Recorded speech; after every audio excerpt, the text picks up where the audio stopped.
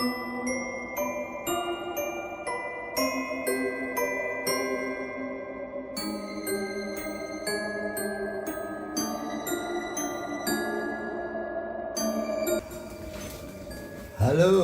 Sobat Bang Jakun dimanapun Anda berada. Kali ini saya Awan Putra akan mendengarkan kisah pendakian dari Bang Jakun. Bang.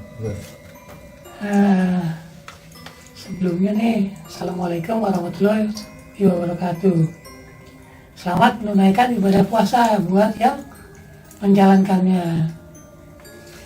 Jadi gue pengen cerita nih pendakian gue pada tahun 96 atau 97 ya, gue lupa nih. Antara itulah 96-97, soalnya waktu itu sepupu gue tuh baru lulus SMP. Baru lulus SMP. Wah, baru lulus SMP nih, lagi liburan, mau naik gunung sama temannya berdua. Gitu kan, awal ceritanya nih, gue tuh main biasa kan ke rumah saudara ya, ke rumah tante gitu kan. Dan sepupu gue pas lagi liburan, itu awal-awal liburan sekolah, liburan panjang ya, liburan kenaikan kelas. Dia ngomong, "Jo, pengen ngerasain naik gunung dong," gitu.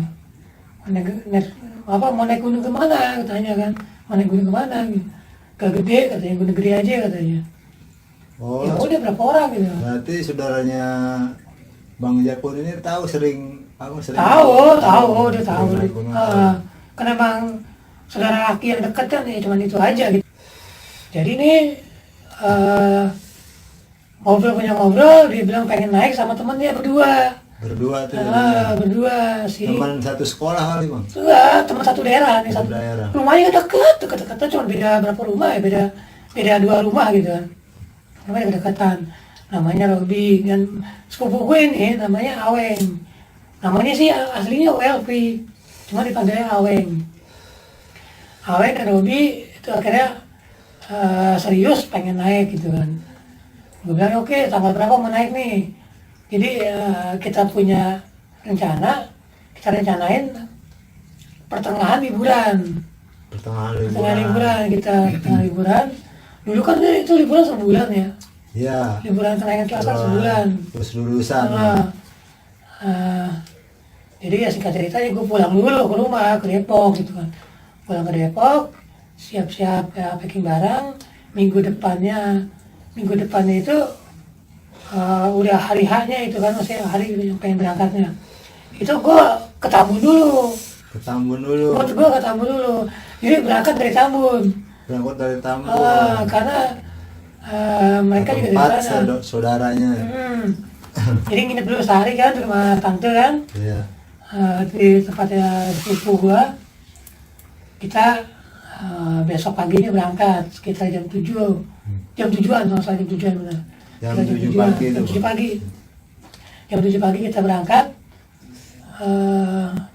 Kita ke stasiun Tambun. Dari stasiun Tambun. Dari stasiun Tambun naik kereta yang ke stasiun kota. Dari stasiun kota baru kita ke stasiun Bogor. Dari ujung ke ujung loh. Dari Tambun ke Jakarta dulu, dari Jakarta nih ujung nih. Iya. Ke ujung lagi. Dari utara ke selatan tuh. Tuh udah lumayan makan waktu gitu ya. Sampai Bogor tuh agak siang. Sekitar jam 10-an kalau salah. Jam 10-an. Karena kereta ekonomi dulu beda sama yang sekarang. Sekarang kan enak, nyaman, dan setiap berapa menit sekali ada. Ya. Kalau dulu kereta ekonomi kita bisa nunggu bisa sejam, kadang lebih gitu. Nggak tentu itu kereta ekonomi itu. Kadang telat banget. Iya benar, kadang-kadang telat, kadang ya nggak jelas lah gitu ininya, kendalanya. Akhirnya kita sampai di stasiun Bogor jam 10-an. Jam 10 sampai Bogor. Ya, kita naik angkot ke Baranang Siang, ke terminal. Yang biasanya gue kalau sama Arya Sena itu nggak pernah naik angkot. Ini karena gue bawa pemula ya, ini kan misalnya 2 orang ini belum pernah sama sekali. Jangankan naik gunung, camping aja belum pernah. Perdana nih. Perdana dia, perdana. nih. Itu baru lulus SMP loh. Waktu itu gue berarti gue mau naik kelas 3. Gue naik kelas 3. Jadi masih 2 orang ini masih kecil-kecil. Iya. Masih kecil-kecil banget. Masih ya kalau gue ukuran 3 SMA ya, 3 SM udah ya lumayan dewasa gitu kan, lumayan dewasa. Akhirnya kita naik mobil, naik angkot ke Padang Siang, karena gue nggak mau juga staminanya mereka udah turun duluan, karena gue sendiri nih yang leaderin gitu kan. Biasanya dulu gue sama Anto ya sama Ersena kan gue seling ganti-gantian, gue ngapit jadinya istilahnya. Kalau ini karena gue sendirian ya gue nggak berani buat dia kelelahan duluan gitu. Kayak dari Padang Siang kita naik bis. Kita naik bis, berangkat itu bis sekitar jam 11:30. Jam 11:30 siang. 12 siang. Dan seperti biasa bis dulu itu lambat. Alon-alon asal pakon. Kadang-kadang nyari nih, ambil penumpang. Iya, banyak kan ngetem dulu sama penumpang. Di Ciawi saya berhenti lagi lama di Ciawi. Di Ciawi itu bisa hampir 1 jam ngetemnya itu. Nyari penumpang dulu. Nyari penumpang dulu. Wah, pokoknya lama lah. Itu perjalanan dari Terminal Bogor sampai ke Pasar Cipanas bisa 3 jam, 4 jam dulu itu. Mungkin area sana juga masih ingat, masih tahu. Emang lama itu dulu. Namanya karena lama, jalannya lambat. Terus banyak ngetemnya. Banyak ini penjual karacang. Ya, gitu. banyak tararahu. Kang Amen gitu. Kang Amen. Singkat cerita nih, kita sampai Pasar Cipanas itu sekitar jam 4 atau jam 3 Sore itu Bang. Sore. Sore. Kalau nggak salah sih jam 3 ya, jam 3 lewat lah, jam 3 lewat. Karena baru dengar ajan asar waktu itu. Asar. Nah, ya sekitar jam 3 lewat. Dan gue sekali lagi, yang biasanya gue jalan dari Pasar Cipanas ke Gunung Putri, ini karena gue bawa pemula gitu kan, bawa perdana nih.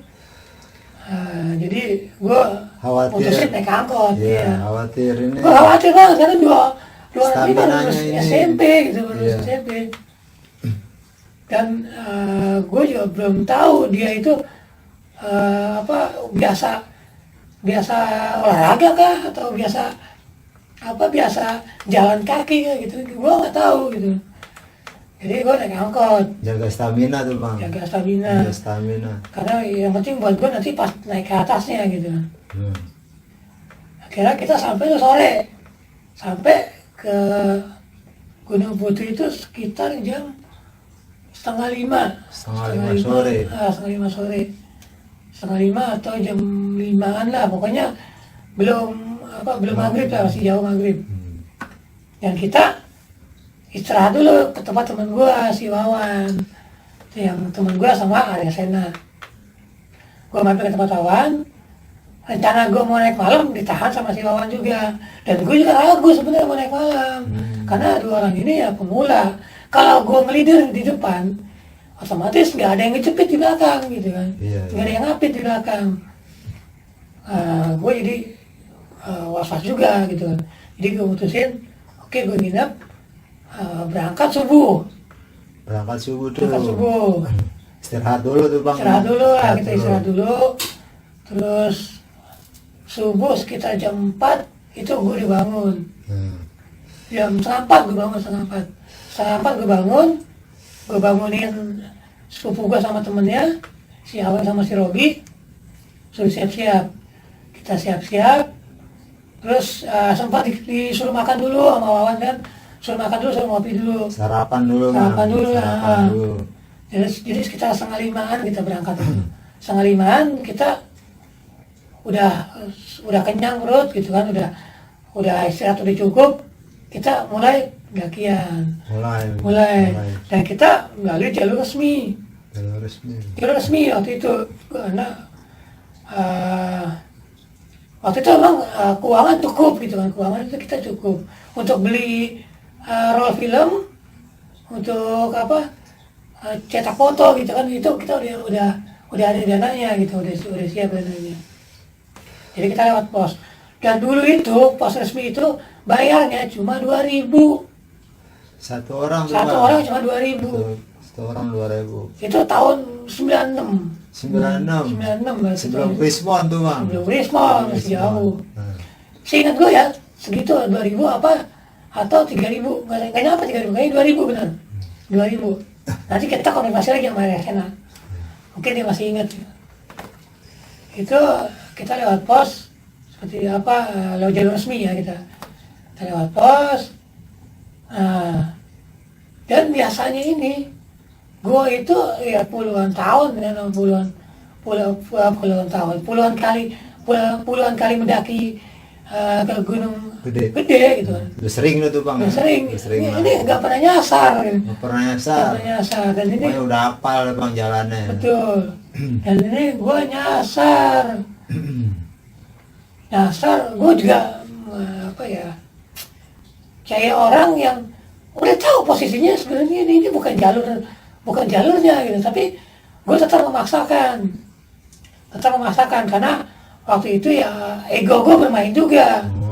Jadi ego gue nggak mau dianggap apa ya, kok sering ego tapi mesti nyasar gitu kan. Oh sebenarnya udah feeling nyasar. Iya sebenarnya udah feeling nyasar gue, udah jalurnya beda memang gitu ternyata. Dan gue tetap memaksakan. Dan patokan gue waktu itu emang gue suara air. Dan gue ikuti suara air. Dan ternyata emang suara air kedengaran terus, tapi nggak ketemu airnya. Sampai akhirnya mulai terang. Nah itu baru gue kayak sadar gitu kan. Kok udah di tengah alang-alang gitu kan, dan jalan itu udah mentok. Dan gue itu posisinya ada kayak di tengah-tengah antara Pangrango sama Gede, kayak di tengah-tengahnya gitu kan. Posisinya gue jadi langsung berhenti. Dan sempat sepupu gue nanya kan, Jo ini bener jalannya gitu kan. Akhirnya gue bilang udah balik arah gitu. Akhirnya kita balik arah terus kita ngikutin jalurnya itu. Nah karena ini kan posisi udah siang ya, maksudnya posisinya udah terang gitu kan. Nggak mungkin salah jalan lah gitu. Ketemu jalan yang biasa kita lewatin, udah ketemu di situ jalan. Akhirnya gue istirahat karena itu ya nggak mungkin gue nyasar lagi gitu kan, karena jalurnya udah kelihatan. Dan gue istirahat dulu. Nah ini pengen minum ceritanya. Nah ini lagi kecapean kan. Sepupu gue juga udah mulai dehidrasi. Dia udah mulai haus Jo, badan lemes gitu kan. Kepala pusing. Dan ternyata yang megang air itu kan si Robi temannya ini. Dan ternyata airnya dihabiskan. Airnya dihabisin. Satu botol gede. Itu dia sendiri berarti. Dia sendiri itu yang habisin. Dan botolnya dibuang. Aduh. Ini ya apa? Di sini sih sebenarnya ceritanya bukan cerita tentang horornya ya, tentang mistisnya. Di sini gue nggak menceritakan mistisnya, nggak menceritakan horornya. Biarpun ada sedikit yang kita rasakan aura-aura gaib atau penampakan gitu kan. Tapi gue di sini sedikit bakal cerita masalah itu. Tapi di sini yang gue tekanin adalah tanggung jawab kita sebagai leader dan ego kita yang sebagai leader. Jadi kita harus bisa mengontrol ego dan juga kita harus bisa bertanggung jawab. Nah inilah di saat itu, saat kritis ini, sepupu gue udah mulai dehidrasi, udah lemas, tiduran aja gitu kan. Dibilang udah lemas, badan kepala pusing lagi katanya. Kepala pusing. Si Robi pun juga kondisinya ya nggak lebih baik gitu, nggak lebih baik. Sama juga kondisinya begitu juga. Dan botol dibuang setelah gue tanya. Gue jadi kan bingung ya kita ya. Akhirnya gue mutusin langsung ke kali. Waktu itu jarak kalau jalan itu jarak ke kali itu masih setengah jam. Setengah jam kalau kita jalannya biasa ya. Lumayan bang tuh setengah jam mah. Setengah jam benar lumayan. Dan gue lari Lari lagi. Lari sepanjang jalan, ya karena kondisinya udah dehidrasi, gue takut kenapa-napa. Ini kan sepupu gue soalnya kan, Iya. dan juga sama temennya, dan masih anak baru lulus SMP gitu loh. Akhirnya gue putusin lari, sambil gue melihat kiri kanan, kali aja gitu, nemu botol aqua, nyari wadah buat air minum. Dan sampai ke kali nggak nemu wadah, gue nggak nemu plastik pun, kondisi bersih. Gue saking bingungnya, setelah gue minum berapa teguk gue minum gitu kan, akhirnya gue ngambil pakai tangan. Pakai tangan nih, posisi gue rapetin, bener-bener rapet banget. Itu air, itu gue lari lagi, balik lagi. Dan lari gue tuh sambil ngejaga air tuh jangan sampai jatuh, jangan sampai tumpah. Lari gue, pas sampai ya kondisi emang udah mulai capek udah bang. Bibirnya tuh udah mulai agak-agak pucat terus kering gitu kan. Gue jadi ngeri dehidrasi, gue bener-bener ini. Kurangan cairan. Sepupu gue, kalau si Robi sih sebenarnya nggak dehidrasi juga, cuma dia kecapean dan lemes katanya. Udah sebotol bang. Iya sebotol air minum, sebotol besar, sebotol 1,5 liter diminum sendiri sama dia.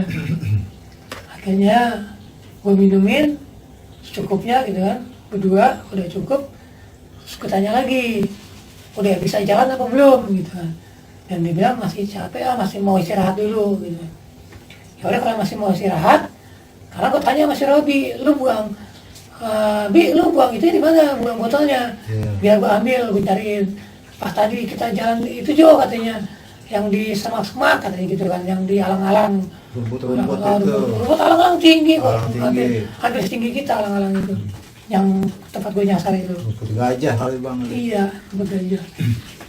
Dan akhirnya gue balik sih ke arah situ lagi, gue suruh tunggu kan. Lu tunggu di sini, jangan kemana-mana. Ada orang pun yang misalkan ngajak bareng, gak usah, lu jangan kemana-mana. Pokoknya tunggu gue di sini, gue bilang. Bilang iya juga katanya. Akhirnya gue balik arahnya tempat gue nyasar. Nyari itu botol gitu. Dan pas di perjalanan, akhirnya gue nemu botol aqua kecil yang 500 ml. Gue ambil. Dan gue masih cari lagi tuh yang botol yang 1.500 ml itu, yang 1,5 liter. Itu botol yang gede ketemu bang? Akhirnya ketemu juga. Gue carikan semua, karena gue tahu pasti kan buang ke samping, nggak mungkin dia buang ke depan. Gitu kan, pasti dia buang ke samping. Dan samping itu ngalang-ngalang gitu, jadi dia nyangkut di ngalang, karena kan ringan kan kalau dia ada ini kan air kan, ringan. Pas itu gue akhirnya ketemu, dan di botol itu sebenarnya masih ada air sedikit, masih ada segini, cuman karena inilah kalau kita kurang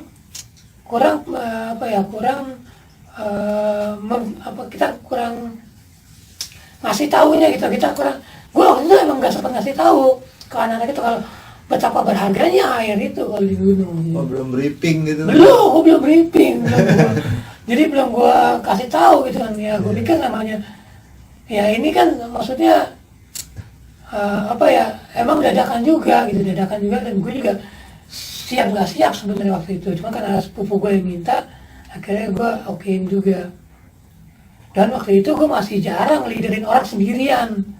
Masih udah pernah 2 kali, cuman orang-orang yang seumuran gue semua, jadi gue nggak begitu khawatir kan. Dan mereka juga udah tahu rata-rata kalau di gunung itu memang susah air, sama udah banyak punya cerita. Dan karena ini anak masih baru lulus SMP, jadi mereka juga belum banyak cerita, belum banyak dengar dari orang-orang lain juga bahwa di gunung itu bagaimana gitu. Akhirnya setelah gue temuin itu botol, gue balik lagi ke tempat mereka duduk, dan mereka masih ada di situ kan. Gue suruh tunggu lagi, gue ngambil air lagi, gue balik lagi ke kali itu, gue ngambil air, terus balik lagi. Dan itu demi Allah gue nggak ngerasa capek. Gue nggak tahu itu, gue nggak ngerasa capek. Padahal gue tuh lari, kecuali pas waktu gue nyari botol. Nyari botol itu gue nggak lari, tapi jalannya cepat gitu kan. Itu gue nggak ngerasa capek. Itu bang, itu Jadi rasa capeknya hilang itu. Iya, karena gue khawatir. Khawatir, ya. Karena rasa khawatir gue, jadinya gue nggak ngerasain capek Ngerasain gitu. capek, ya. Dan akhirnya setelah gue udah ngambil air, gue balik lagi, mereka udah minum puas gitu kan, udah minum agak puas. Terus gue di situ gue baru bikin seperti biasa es tajos, gula merah sama asam. Itu gue jadiin satu, gue kocok di botol aqua yang 500 ml. Itu gue suruh minumin biar dia, gue minum dulu nih berapa teguk biar segar, gue bilang. Udah minum dulu berdua itu udah agak segeran, agak lama dari situ sekitar 15 menit apa 20 menit gitu kan. Setelah minum itu mereka udah siap jalan lagi, ayo jalan lagi. Ya udah kita berangkat lagi. Gitu ya. Ya. Terus itu habis udah istirahat tuh jalan lagi tuh Bang. Istirahat jalan lagi Jalan kita lagi. sampai ke air lagi, ngisi air lagi, penuhin air lagi. Jadi 2 botol tuh Bang. Cuman satu botol, Botol gede. satu botol air putih yang apa 1,5 liter. 1,5 liter. Sama satu botol aqua 500 ml. Itu bukan air putih tapi itu es aja sama gula merah asam itu. Doping dulu Bang. Doping itu buat doping emang itu doping gua biasa. Kalau nggak ada es ajos ya gua pakainya gula merah sama asam aja biasanya. Kalau ada nutrisari sama nutrisari itu juga boleh. Akhirnya kita jalan. Udah sampai di air kita ngisi, udah kita lanjut jalan lagi. Dan pas di rumah gede, rumah panggung itu, si Robi minta istirahat.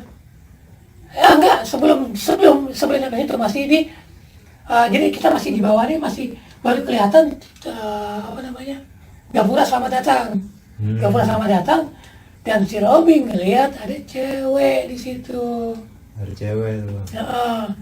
Dia ngomong gini, Juh, dari cewek tuh di situ Juh, katanya. Cakep tuh Juh, katanya. Kayak mau kondangan katanya gitu kan. Jadi katanya yang kelihatan dia itu pakai kebaya. Pakai kebaya, jadi rapi ya. Ininya ada pakai sanggul katanya gitu kan. Sanggul pakai kebaya warna hijau, kalau nggak salah ya. Kebaya warna hijau. Padahal di situ ada janur kuning. Ya itu apa ya? Ya di situ nggak mungkin lah naik gunung pakai kebaya ya. Nggak mungkin. Jadi pas dia ngomong gitu, langsung gue lain, udah Bi, gak usah dilihatin, gue bilang gitu kan. Akhirnya dia nengok ke gue kan, terus dia nengok lagi ke sana, udah nggak ada. Udah hilang tuh Bang. Dia hilang, katanya ya udah pergi Jo katanya. Gitu kan. Dia nggak, gue juga nggak ngomong kalau yang dia itu sebenarnya bukannya manusia gitu kan. Dan dia nggak sadar, Surabaya itu masih nganggapnya itu ya orang beneran gitu kan. Orang gitu. Jadi gue biarin aja. Masuk ke rumah gede, pas masuk ke kita udah sampai rumah gede, dia minta istirahat di situ karena tempatnya kan katanya nyaman ya. Tapi kan pengalaman gue di situ itu horor banget di situ tempat itu, dan gue nggak kasih.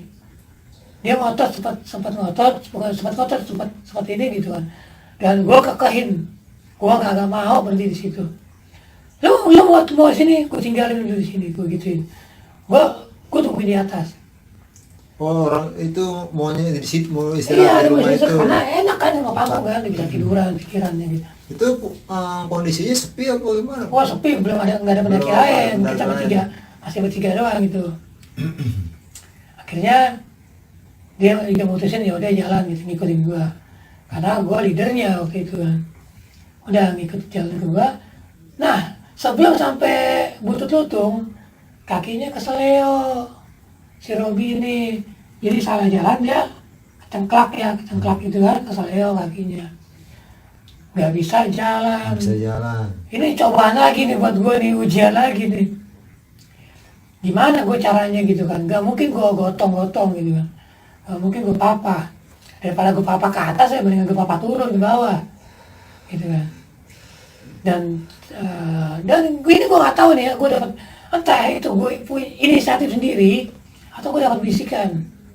Jadi gue suruh dia tiduran, si Robi gue suruh tiduran, kakinya selonjorin, gue ambil kakinya, gue pegang, terus gue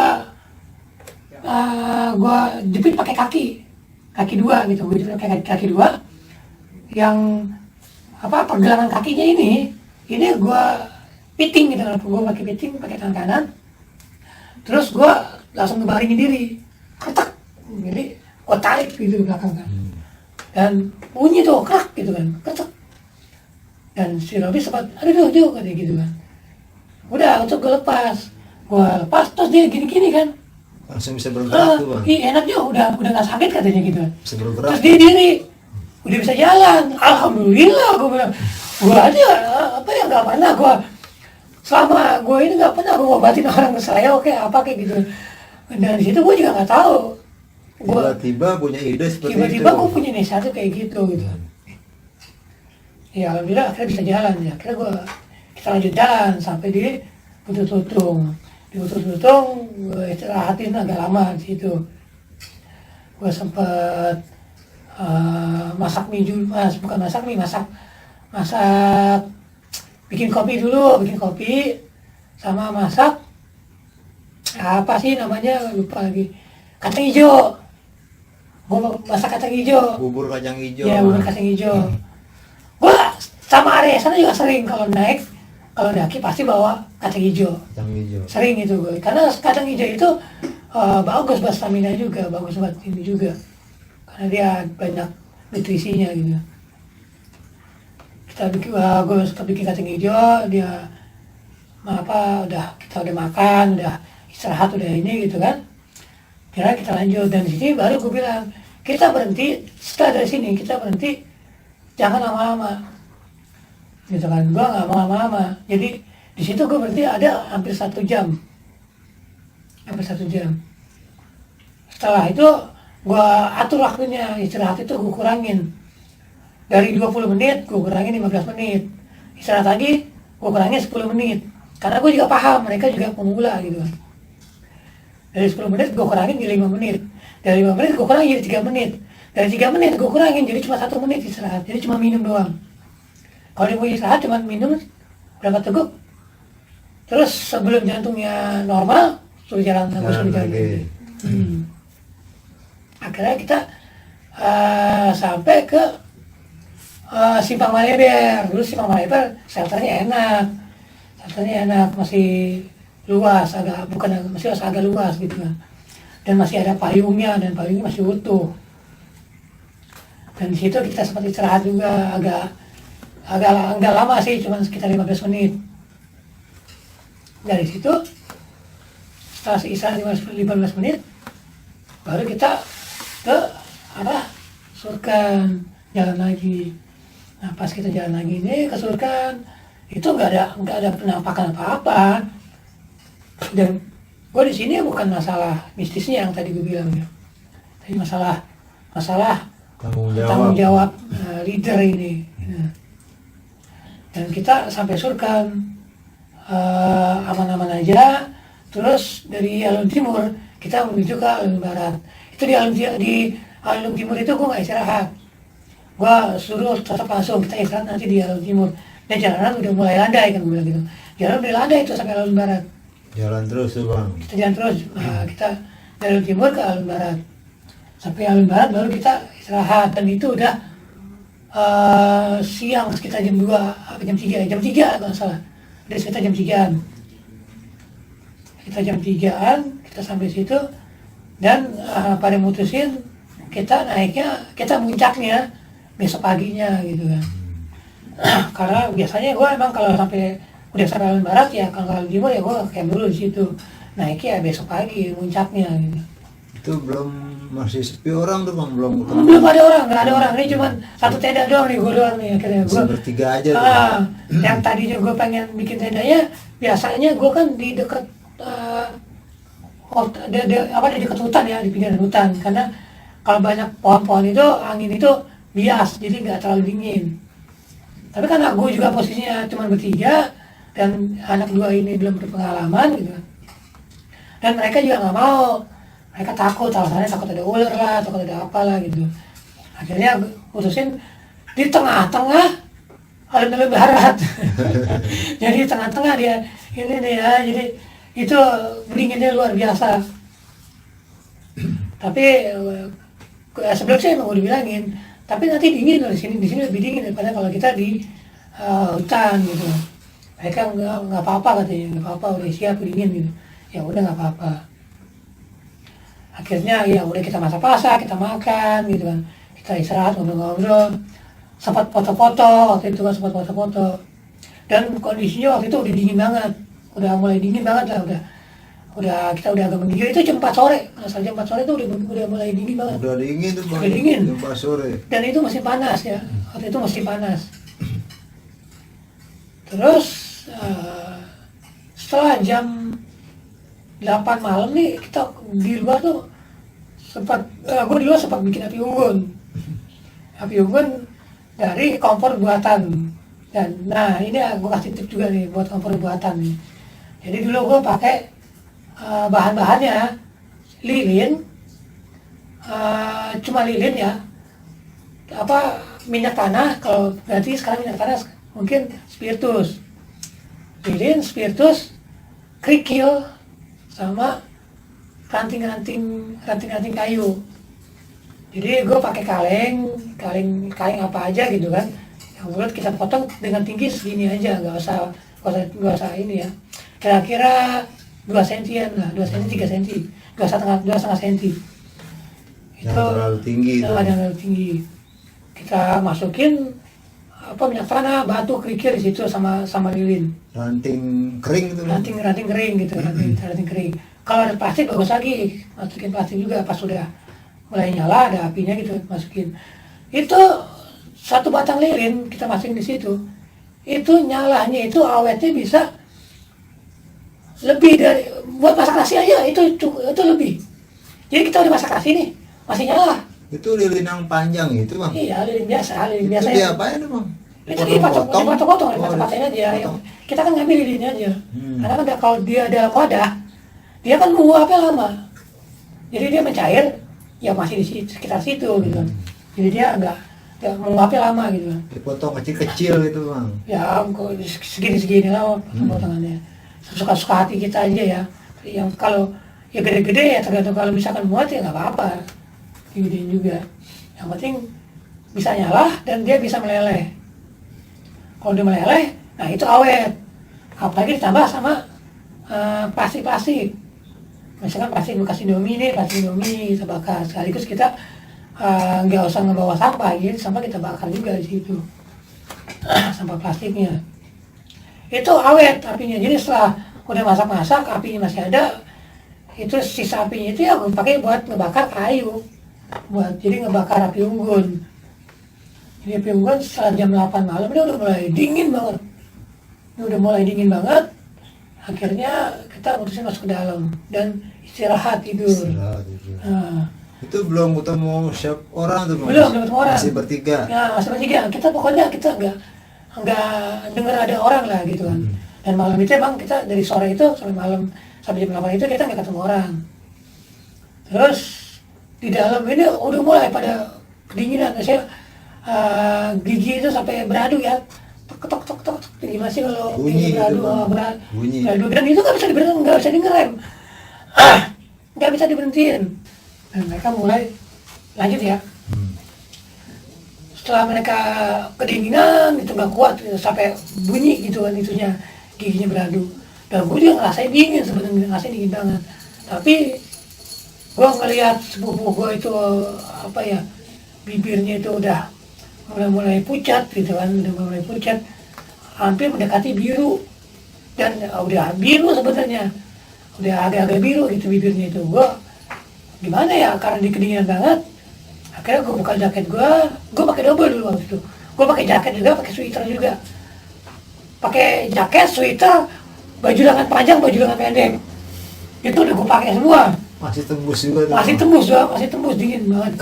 Akhirnya gue pakai jaket gue kasih ke sepupu gue biar didobel sama dia. Dan dia alhamdulillah katanya udah agak angetan. Dan kakinya tuh gue jepit. Jadi gue tidiin gitu kan biar dia agak angetan. Kakinya gue jepit, dia tidur. Dan si Robi, ya samanya, lebih parah juga, dia biru gitu, bibirnya biru banget. Nah, udah total gitu. Jadi gue takut dia kena hipo ya. Gimana? Gue bener-bener gue ngerasa gue bukannya merasa tanggung jawab gimana atau apa berlebihan ya, enggak, gue tuh nggak berlebihan, cuman kadang ngerasa itu tanggung jawab gue gitu kan, karena gue nggak ngasih edukasi duluan. Jadi dari awal tuh gue nggak ngasih edukasi persiapan buat mereka gitu kan. Dinginnya, dan waktu itu musim panas, dan musim panas itu emang ternyata dingin banget di gunung itu. Ini belum ada gambaran itu. Oh, belum ada gambaran. Akhirnya sweater gue buka lagi, gue kasih ke si Robi pakai sweater dia agak angetan, tinggal kakinya yang kedinginan. Sedangkan gue posisi ngejepit kakinya si sepupu gue, si Aweng. Dan akhirnya sekali lagi nih, baju lengan panjang gue buka buat melibatin kakinya si Robi. Dan gue di sini cuma pakai baju lengan pendek. Dan bukannya gue ngerasa dingin ya, itu justru gue bener-bener nggak kuat gitu, nggak kuat dingin. Dan gue juga ya mungkin kena hipo juga gitu kan. Tapi dulu waktu ada ceritanya gue sama Irasena nih yang nyaris mati di Timur Surya Kencana.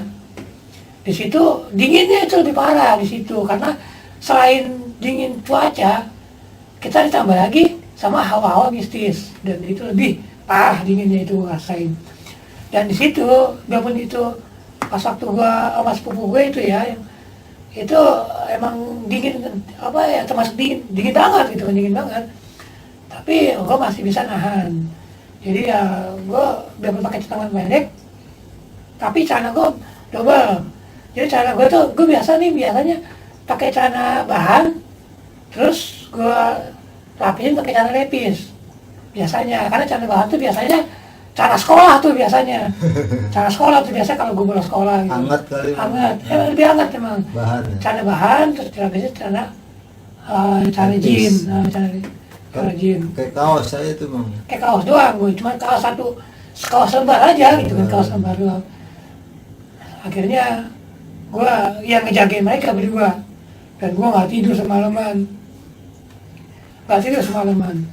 Entah jam berapa, itu sekitar jam 4-an, itu pokoknya itu gue nggak sadarin diri, entah tidur, entah gue ya pingsan ya, gue nggak tahu deh gitu kan. Sekarang waktu itu terakhir gue inget tuh gue udah menggigil banget, udah nggak kuat banget gitu kan, gigil banget. Dan pagi-pagi sekitar jam 6 apa setengah 7 gitu kan, gue lupa, sekitar segitu jam segitu dah, jam 6 atau enggak setengah 7.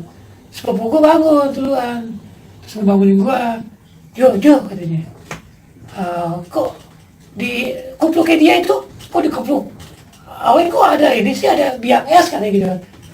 Gue bingung, biang es, pas gue liat, bener es nih, salju nih, gue ketruk itunya tuh, sama tendanya, jatuhan bener gitu kan. Tendanya tidak single layer gitu kan. Gue sampai si Robi bangun kan, karena mukanya udah dingin kan ya. Dia bangun, gue buka tenda, putih semua gitu. Dan itu pengalaman kedua gue ngeliat salju di Surya Kencana, di Gunung Gede. Sebelumnya, dingin banget. wah iya itu benar-benar dingin banget. Dan itu masih panas. Boleh tanya ke pendaki-pendaki yang udah berpengalaman, musim panas sama musim hujan lebih dingin mana? Pasti pada jawabnya kalau di gunung lebih dingin musim panas. Musim panas lebih dingin banget kalau malam. Itu malam sampai mendekati pagi tuh dinginnya minta ampun. Terus kita keluar tenda, kita sempat main-mainan itu juga, dan di situ baru gue ngeliat ada orang yang ngecamp. Setelah ngobrol itu ternyata anak-anak suka Umi. Baru sampai tuh bang. Enggak, dia bilang sih dia nyampe sekitar jam 4-an apa jam. Pokoknya dia nyampe itu jam 3 atau jam 4 lah gitu kan. Dan itu gue kondisi kan waktu itu kan gue udah nggak fokus ya, karena gue udah nahan dingin. Gue nggak tahu dia datang juga. Dan dia nggak kayaknya nggak jauh dari gue sih, cuman dia ke bawah yang dekat air. Kan di situ kan ada gua tuh, tuh di situ. Jadi dekat gua situ dia nggak camp. Kita apa? Itu ramai itu bang, berapa orang tuh? Ramai itu sekitar ada 10 orang, 12 orang pokoknya. Ramai lah itu ramai, rombongan. sempat mainan salju juga kita timpuk-timpukan gitu.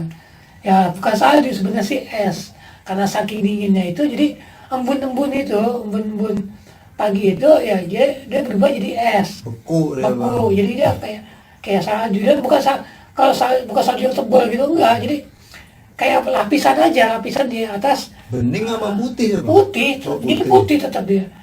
Jadi kayak lapisan es di atas rumput. Jadi kalau kita mau ngambil rumput kita mesti nyerok gini set, itu dapat tuh segenggam. Kita dapat segenggam ya itu buat timbuk-timbukan. Sampai agak siangan, udah agak mencair, terus kita jam 8, jam setengah 9 itu udah mulai mencair di situ. Karena musim panas. Jadi jam-jam segitu tuh emang udah panas. Gitu. Terus kita baru mulai masak. Gue masak, ngopi sih udah ya, ngopi dari pagi itu udah ngopi kita setelah main salju. Kita ngopi dan baru mulai masak buat makan. Karena persiapan kita buat muncak gitu kan, buat muncaknya. Setelah kita makan, sarapan. Dan pengalaman gue itu sebenarnya itu gue nyaris hipotermia juga gitu waktu malam itu. Dan ya gue sih nggak kepikiran bakal mati enggak se ekstrem itu ya pikiran gue. Cuman pikiran gue tuh udah benar-benar menggigil lah gitu, udah gak kuat lah gitu. Baju kaos doang bang. Cuma kaos oblong doang yang gue pakai. Iya. Benar-benar itu. Ya tapi alhamdulillahnya paginya gue sehat, tetap sehat. Bangun juga masih ya sehat, gue masih bisa masak. Dan seperti biasa kalau yang namanya leader itu pasti jadi juru masak. Di mana-mana kalau kita nge-leaderin itu pasti kita jadi juru masak juga. Karena kita yang manajemen makan juga, kita manage makanan juga. Jadi agar makanan itu proporsinya itu sesuai dan juga nggak berlebihan, nggak kekurangan. Jadi kita mesti memanage gitu kan. Memanage. Kira gue masak, kita makan, saya makan, istirahat dulu, ngerokok dulu sebatang dua batang gitu. Seperti biasa dulu masih rokok gue masih Jarum Super manyus, kalau di gunung itu manyus banget. Ya ini kali aja ada orang Jarum Super yang melihat, yang nonton, jadi gue ya menjadi sponsor itu kan namanya itu kan sponsor Jarum Super. ya. Jadi setelah merokok sebatang dua batang, akhirnya kita lanjut muncak. Dan itu tenda kita biarin, gua nggak lipat tenda, maksudnya cuma kita carry tetap kita bawa tenda aja biar kita di situ, karena waktu itu nggak ada orang lain, cuman gua sama orang Sukabumi gitu kan. Dan gua udah ngobrol sama orang Sukabumi juga. Dia bilang ya udah gua di sini kok ntar naiknya siang, katanya. Dia bilang gua ntar muncaknya siang, oke gitu. Jadi kita naik duluan, muncak duluan. Jadi tenda aman tuh bang. Tenda aman. Kita muncak, sampai puncak kita foto-foto waktu di sana juga kita foto-foto pas pagi-pagi itu. Kita belum tahu ya ternyata foto itu nggak jadi satupun. Karena mungkin saking dinginnya dia itu, kalau foto style zaman dulu kali ngejepret tek, dia itu muter tenget gitu kan, dia muter. Karena saking dinginnya mungkin beku, jadi dia nggak muter. Dan sayang banget itu, padahal itu momen itu benar-benar momen yang momen yang luar biasa sebenarnya gitu. Karena waktu gue pertama kali sama Arya Sena itu sama Anto, gue juga nggak bawa booster, nggak bawa film, jadi nggak bisa nggak moto gue. Dan kesempatan itu gue moto, kesempatan ini gitu kan. Gue bawa foto, ada sempat foto, tapi nggak ada yang jadi fotonya. Aduh. Karena beku semua gitu. Saking dinginnya. Dan kita akhirnya sampai puncak. Kita puncak. Sampai puncak itu kita jalan ya, kita jam 10-an, jam 10-an kita puncak. Sampai sekitar jam 12. Karena gue juga nggak mau cepet-cepet, karena bawa anak-anak masih baru SMP ya gitu. Jadi gue ajak santai aja gitu kan. Sampai kalau ketemu buah, nah ada nih di puncak itu buah apa gitu kan namanya, gue juga nggak tahu sampai sekarang namanya. Dia kalau matang itu warnanya hitam. Besarnya itu kayak buah boni. enggak, tapi besarnya lebih besar daripada Mahgoni, mahgoni. Nah, ya. rasanya enak itu mani. Warnanya sama ya. Kalau belum matang sih hijau. Ungu dia. Hijau kalau belum matang, tapi kalau udah matang warnanya hitam Hitam. ke ungu gitu teman, gitu kan. Dan itu enak manis, dan gue suka makanin itu. Tapi buah itu kalau kita makan, bibir kita sama lidah kita nih Biru. ungu semua, Ungu ya semua, biru iya. semua. Jadi apa ya, ya kelihatannya jelek lah gitu kan. Dan gue mau orangnya cuek gitu kan, gue makanin. Dan paling ngikutin, ini boleh dimakan juga, boleh gue bilang gitu, makan aja, boleh dimakanin. Mereka nggak tahu kalau bakalan mulutnya jadi biru tuh, jadi hijau ininya. Belepotan itu. Belepotan. Nah, di puncak kita foto-foto udah, ya sujud syukur segala macam, kita doa juga di situ. Terus kita kira-kira 1 jam, kita 1 jam lah kita di situ, jam 1 kita akhirnya turun lagi. Turun cuma sebentar, cuma nggak nyampe 1 jam, 1 jam lah, 1 jam lah kasar ya, 1 jam udah nyampe kita ke tenda kita, dan kita nggak ngecamp lagi, Langsung jalan. langsung pulang, karena pulang. anak 2 ini dia udah ngajakin pulang juga katanya, udah nggak apa, dinginnya nggak tahan katanya, dinginnya nggak tahan. Dan akhirnya kita packing barang, kita packing gulung tenda, dan sempat masak dulu sebentar, buat kita stamina kita buat makan, buat stamina kita turun gitu kan. Itu cuma masak mie aja, masak mie, setelah masak mie, kita makan, terus kita turun, baru kita packing barang terus turun. Dan sampai di alun-alun timur ya, sampai di Surya Kencana alun timur, si Robi lagi-lagi ngeliat sosok perempuan yang di Gapura. Iya, yang di Gapura. Itu katanya seperti sama katanya gitu kan. Tapi rambutnya sekarang terurai, Nggak disanggul, dan masih pakai baju apa namanya? Kebaya warna hijau katanya. Dia ngeliat lagi, tapi kok rambutnya kok berantakan katanya gitu ngomongnya. Dan gue alihin lagi tuh dia. Dan gue tuh sebenarnya udah curiga sama si Robi ini. Maksudnya gue curiga tuh, si Robi ini kayaknya tipe orang yang gampang lihat gitu-gituan. Tapi bukan tipe orang yang mudah juga buat dirasukin ya. Kan ada orang yang tipenya Iga Jarang. Iga Jarang itu tipe orang yang gampang dimasukin, gampang kerasukan. Kalau Iga Rapat itu orang yang susah. Biarpun dia diincar di ini, tapi nggak bakal bisa masuk. Dan itu gua. Benar, itu gua termasuk Iga Rapat, karena banyak orang, gua ketemu orang-orang ini selalu bilang gua tuh ya orang yang inilah gitu, Iga Rapat, jadi agak susah buat diinin. Bahkan untuk santet pun sekalipun itu agak susah tembusnya gitu. Kadang gak ada celah buat gua itu, karena gua rapat. Itu sih menurut orang-orang yang mengerti itu ya gitu kan. Kalau gue sih ya cuma dengar cerita, cuma dengar omongan doang aja gitu kan. Dia bilang begitu, ya gue manut aja gitu. Dan gue nggak selalu berpatokan gue punya Iga Rapat nih, gue makanya berani, nggak begitu juga. Patokan gue cuma satu, lillahi ta'ala, cuma Allah doang patokan gue. Jadi kalau gue apa-apa, gue selalu berlindung sama Allah langsung.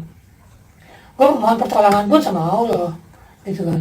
Gue berserah diri pun langsung sama Allah gitu kan. Gak ada gue namanya minta bantuan sama jin. Dan gue gak ada toleransi sama jin sebenarnya. Gue sama jin itu bisa dibilang musuh buyutan. Bener, kalau gue gak ada toleransi, gue gak ada, dibilang jin muslim pun gue belum tentu percaya, karena namanya jin bisa menyerupai apa aja gitu kan. Berubah wujud. Iya, bisa menyerupai aja, jadi bisa menyerupai kiai pakai surban gitu kan, pakai ini, kita percaya aja dia orang jin muslim gitu, padahal belum tentu juga kan. Mencolok putri. Iya. Makanya di Al-Quran pun dilarang kita bersekutu sama jin. Itu kita tuh gak disebutkan di situ. Jin apa nih? Jin kafir kah atau jin muslim kah gitu kan? Itu kan gak dijelasin. Di situ cuma dijelasin kita tuh gak boleh bersekutu dengan jin. Nah, itulah maksudnya kenapa kita gak boleh bersekutu sama jin. Karena jin itu bisa menyerupai apa aja gitu. Kenapa Nabi Muhammad nggak lukiskan wajahnya, biar jin itu ya nggak bisa niru, bukan nggak bisa niru, dia niru wajah Nabi Muhammad, sama kita percaya. Lah kita aja nggak tahu wajahnya Nabi Muhammad gimana, betul kan? Logikanya seperti itu. Kata nih, akhirnya kita si Robi itu melihat sosok penumpang itu yang gue bilang gue alihin lagi kan. Gue bilangin, udah bro, udah biarin aja, gue bilangin, gak usah diperhatiin, ntar dia tersinggung, gue ngomong gitu. Dia posisi melihat kita apa gimana? Ya, dia posisinya nggak arah kita katanya, nggak ngeliatin. Lagi berdiri aja gitu. Berdiri aja gitu kan. Dan emang ternyata si Robi ini emang orang yang gampang ngeliat sebenarnya dia itu, cuman dia itu orangnya tuh nggak sadar kalau ngeliat begitu-gituan. Kayak gue pertama dulu waktu gue mantau, gue ngeliat ada orang pakai tenda, gue ngeliat di jalur, gue ngeliat tenda ada orangnya yang persis lagi mudik gitu, lagi bolak-balik. Gue ngomong sama Anto, Tos, itu ada orang Tos gitu, sama Tos, gituin, mesti liatin. Dan gue dulu masih belum sadar kalau ternyata itu bukan ini. Pas kita naik tuh emang gak ada, yang gue lihat itu gak ada gitu kan. Dan itu padahal gue jelas ngeliat tenda sama orang. Dan itu pun yang gue tahu dari si Robi juga kayak gitu, dia ini bisa melihat gitu, gampang lihat.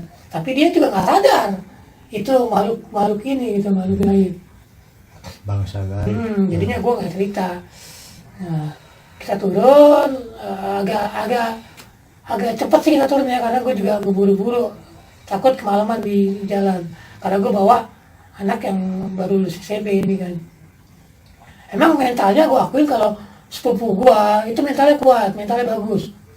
Karena dia tuh gue yang ngedidik, gue yang ngedidik lah. Biasanya kalau saudara-saudara gue ada yang sakit nih, om tante gue atau nenek gue sakit itu dirawat di rumah sakit, yang nungguin tuh selalu gue sama sepupu gue itu si Aweng. Itu masih SMP dia, gue juga udah STM gitu. Dan dia itu selalu gue ajarin berani. Gue ajakin masuk ke kamar mayat, katanya di rumah sakit itu katanya di situ angker, tempat kamar mayat itu angker katanya. Gue masukin, karena gue bercandain gitu kan. Jadi gue belaga ngomong sama orang gitu kan, gue minta nomor togel gitu. Pernah juga kayak gitu. Jadi emang gue ajarin berani. Gue dan mentalnya emang bagus, mentalnya emang top lah, gue akuin. Jadi sepupu gue itu selama di perjalanan itu nggak pernah cerita, nggak pernah ngomong apa-apa gitu. Dia diam aja gitu. Si Robi ngomong begini juga dia diam aja. Si Robi ngeliat itu dia diam aja gitu. Nggak pernah buka suara. Dan sekali lagi nih, pas kita nyampe rumah gede itu, rumah panggung itu, si Robi juga ngeliat lagi sosok perempuan, tapi nenek-nenek pakai baju hitam, ada tusuk konde yang sering gue lihat. Ini yang gue sering lihat nih sama Resena. Si Robi pun ngeliat, dia kira penghuni, dia emang beneran nggak punya kepikiran itu makhluk gaib beneran. Dia bilang ada orang asli ini tuh lagi ini gitu. Orang itu. Lagi nyari kayu bakar sih kayaknya gitu kan. Dia bilang nenek baju hitam, langsung kan gue kan. Dah kita jangan berhenti, langsung jalan. Itu tadi udah berhenti di rumah panggung gitu kan, berhenti karena emang capek juga gitu. Istirahat gitu. Istirahat sebentar doang maksudnya gitu. Kalau si Robi ngomong begitu akhirnya gue jalan. Langsung jalan lagi. Turun gue merinding gitu. Kalau tiap cerita di rumah gede itu, rumah panggung itu, pasti gue selalu merinding gue sih. Akhirnya kita turun. Sama turun itu alhamdulillah nggak ada apa-apa. Nah pas kita turun, kita mampir lagi ke tempatnya Wawan. Mampir lagi ke tempatnya Wawan, ke rumah teman gue ini. Dan disitulah baru sepupu gue cerita. Dia ngeliat, nenek itu ngeliat. Yang makhluk itu dia ngeliat, yang perempuan itu ngeliat, dia bilang gitu. Dan juga ada perempuan lagi di alun-alun barat, dia ngeliat juga sosok itu juga. Pas sebelum kita masuk tenda, dia ngeliat ada yang jalan, bukan jalan terbang. Dan gue tuh nggak ngeliat, beneran gue nggak ngeliat. Dan si Robi juga kayaknya nggak ngeliat, karena kalau si Robi ngeliat pasti dia ngucap. Dan si Abang ini nggak pernah ngucap. Jadi dia diem aja gitu kan. Jadi mentalnya emang bener-bener bagus lah kalau bilang. Jadi dia juga, dia tahu kalau dia ngucapin, takutnya si Robi juga mungkin takut juga gitu. Udah ceritanya pas udah sampai rumah. Pas udah sampai di rumah Wawan baru dicerita gitu kan. Dan di sini yang gue tekanin emang bukan masalah bisnisnya, tapi masalah tanggung jawab kita sebagai leader gitu. Yang kita emang harus berani berkorban, karena kita membawahi anak-anaknya, apalagi yang gue bawa itu anak-anak yang masih baru ya, perdana kali naik gunung gitu kan. Dan ini adalah pelajaran buat gue juga. Jadi gue kurang mengedukasi mereka sebelum gue berangkat. Dan ini kenapa gue menceritakan hal ini gitu kan. Ini adalah untuk